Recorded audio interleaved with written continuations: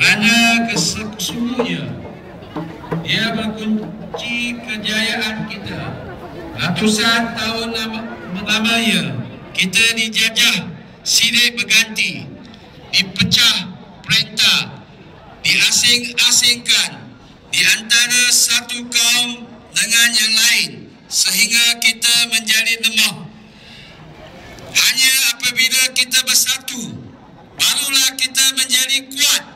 Melalui perpaduan orang Melayu, kita menggagalkan Malayan Union, dan melalui perpaduan semua kaum, kita mencapai kemerdekaan. Kita bersungguh membubuh perpaduan kerana setiap daripada kita yang berbilang bangsa sedar bahawa inilah negara kita dan tanah air anak cucu kita.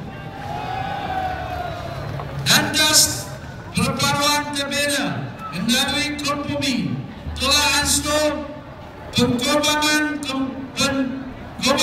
dan saling memahami dan saling memerlukan.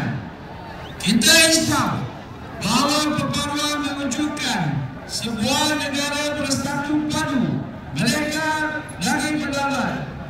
Sebab itu Tengku Rahman sekembalinya daripada satu bimbingan kemerdekaan di London pada 3 hari bulan Jun 1956 mengingatkan kita bahawa orang Melayu, Cina dan India dan kaum lain perlu setia hidup bersama dan mempertahankan negara.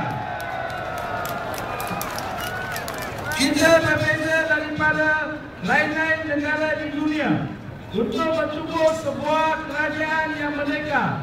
Kita mesti berkompromi, berkorban. Pengorbanan ini membolehkan kita mewujudkan sebuah negara contoh kepada dunia, bagaimana semua kaum boleh hidup bersama dengan semangat setia kawan. Pesanan ini cukup dihayati oleh pemimpin semua kaum dan dia amat dipahami